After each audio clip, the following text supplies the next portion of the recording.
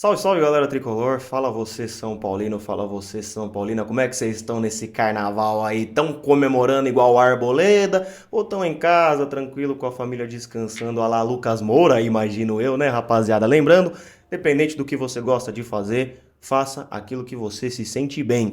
E assim como o São Paulo não entrou em campo contra a Ponte Preta, fez um jogo bem ruim, bem abaixo do que a gente já estava se acostumando nesses 5 primeiros jogos do ano, que até o empate contra o Mirassol teve alguma coisinha boa, teve alguma coisinha pra gente falar, que no caso foi o Galopo, que tinha ido muito bem. Galopo este que eu prefiro no centro, que é onde, né, no centro ali entre os meio-campistas, né, o Lucas geralmente tá na ponta esquerda, o Rato tá na ponta direita, ambos muito bem. Agora o Luciano ou o Galopo precisam se encontrar. Não gosto do Galopo fazendo ali o lado esquerdo, não acho que o São Paulo foi nem um pouco produtivo contra a Ponte Preta, errando muito no último passe, tomamos um golaço. O segundo gol já achei que foi uma falha ali na saída do Wellington e pegou o sistema defensivo desprevenido. O Rafael tomou um frango, mas eu vou falar uma coisa aqui que talvez vocês me xinguem aí nos comentários. Mas era jogo pequeno. Jogo pequeno e o time entrou meia bomba. Talvez, né, o time titular ainda numa ressaca de comemoração, de dever cumprido, que às vezes o jogador tem isso. Mas o que eu gostei foi ver o semblante do Carpini de pé da vida. Não xingou ninguém, não procurou briga, não chamou nenhum jogador de burro, não buscou expor o elenco que é extremamente desnecessário. Mas o semblante do Carpini era alguém que estava pé da vida com o seu time. Então não importa se acabou de ser campeão da Supercopa. O líder, o comandante, que no caso é o Carpini, tem que estar bravo sim e cobrar os caras. Pô, como é que num dia a gente vence o Corinthians e Itaquera, quebra um tabu que era muito incômodo? E como é que a gente vence o Palmeiras, uma das melhores equipes dos últimos anos do futebol brasileiro, e depois perde pra Ponte Preta? Acho até que o time reserva não seria uma má ideia. Só que vamos contextualizar também que estava um gramado terrível, um gramado alto, fofo. Jogadores do São Paulo e da Ponte Preta sentiram dificuldades, alguns saíram antes, né? O Rato saiu antes, o Galopo sentiu um probleminha na coxa também, que hoje em dia um gramado desregulado, um gramado mal, a gente sabe, né? Não só por conta de estudos, mas porque a gente consegue ver isso melhor do que antigamente, isso pode afetar no desempenho e na parte física dos jogadores, que é muito exigida hoje em dia, diferentemente de 10, 20, 25 anos atrás, 30 anos atrás, rapaziada. Então, não tô aqui passando pano, longe disso, foi uma atuação terrível do São Paulo, mas é melhor que seja terrível contra a Ponte Preta numa sexta rodada de estadual do que contra Palmeiras, Corinthians, Santos, que é o clássico de logo menos também, que o São Paulo tem que tomar cuidado com esse Santos. Não é o Santos que já entrava derrotado do ano passado. É outro Santos, é um Santos muito melhor. Não só porque é líder geral do Paulistão, mas tem um técnico, dessa vez, gostem ou não do Carille, ele é um técnico de verdade, diferentemente da maioria que passou pelo Santos no ano passado. E este grupo, este elenco do Santos, não é nenhum Galácticos da B, não é nada disso, mas é muito melhor do que o do ano passado. Eu acho que se o Santos tivesse esse elenco no segundo semestre do segundo turno pra frente do Brasileirão do ano passado, não teria caído, talvez até pego uma Sul-Americana, quem sabe, mas não teria caído este grupo de jogadores, diferentemente daquele que tinha.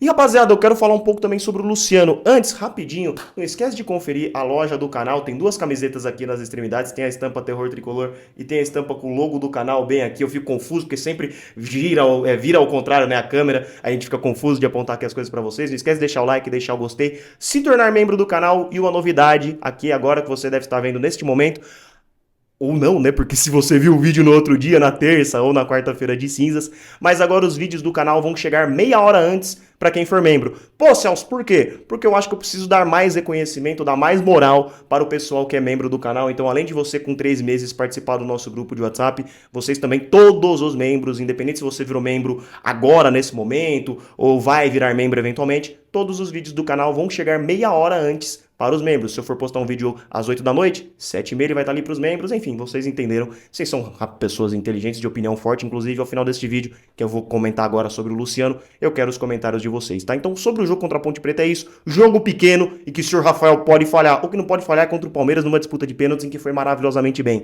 Esses jogos pequenos no Brasileirão podem te custar 3 pontos que custem uma Libertadores e um Brasileiro. Mas uma coisa é uma rodada de estadual, uma coisa é um primeiro jogo de Copa do Brasil que nenhum time nunca vai bem, ninguém chega goleando, tirando aquele Santos de 2010 do Dorival, que era impressionante, enfiava 10 no Naviraense. Não, o time grande vai enfiar 1 ou 2 ou 3 num time lá da PQP, um 4 de julho da vida, ou São Paulo que perdeu de 3-2 e enfiou 9 aqui, mas sempre vai mal. Mas na hora de decidir, na hora de jogo grande, é bom esses caras aparecerem. E falando nisso, tem um cara que eu acho que a gente precisa conversar, que eu tô vendo muitas pessoas polemizando ao entorno dele. É um cara que não é 10, Não é um meia armador, mas é um cara nota 10. Eu sei, vai ser muito estranho vocês vendo fazer um vídeo para, entre aspas, defender Luciano. Eu que sou tão crítico, ferrenho, principalmente aos cartões amarelos, a algumas condutas do Luciano. Mas Luciano a gente sabe, ele incomoda o adversário, ele incomoda a torcida adversária, ele provoca, ele quer conversar com o juiz, ele quer fazer tudo ao mesmo tempo, erra gol, perde gol, dá assistência. Novamente, ele não é meia, ele não é um organizador de jogada, mas ele está tentando ser este meia atacante. Eu acho que quanto mais próximo da área, mais o Luciano pode entregar coisas, sendo dando o último passe para gol, seja dando a assistência ou finalizando de média distância.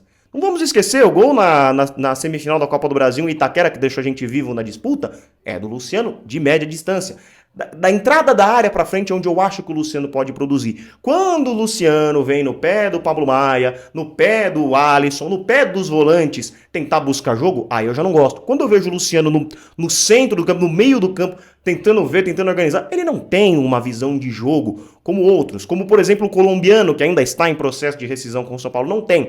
Mas o que o Luciano tem de bom? Ele tem essa briga, ele tem essa disposição, ele tem essa identificação, esse amor com a camisa que ganha um jogo também. O Luciano vai de carrinho, onde a maioria dos meia atacantes não vai nem colocar o pé. A gente sabe que o Caleri é a mesma coisa, eu nem preciso falar do Caleri, o quanto eu sou fã do Caleri por fazer isso também. E o Luciano não é só garra e disposição, não. Ele também tem a sua qualidade na finalização. Eu já acho que ele não é um grande passador. E nesse sistema que o Carpini está fazendo, de um 4-2-3-1, não vejo com um problema. Esses dois volantes, esses três caras, esses meias atacantes que recompõem um pouquinho, mas também saem muito para jogo, né? Você tem dois laterais e dois meias aqui abertos, o Lucas estava fazendo a meia esquerda, fez contra o Santo André e fez contra o Corinthians, que foram os jogos que ele participou. O Galopo atuou ali, o que eu já não acho que é uma coisa boa. Eu acho que ou o Luciano ou o Galopo vão fazer esse meia central. Não gosto do Galopo pelos lados. Ou você muda um pouquinho, coloca dois meias e você traz o Lucas para ser um segundo atacante, aí você tira um Wellington Rato, por exemplo. O Eric e o Ferreirinha, eu vou falar também rapidamente. O Eric, eu tô gostando de ver que ele tem o drible, ele tem a objetividade que eu já esperava dele.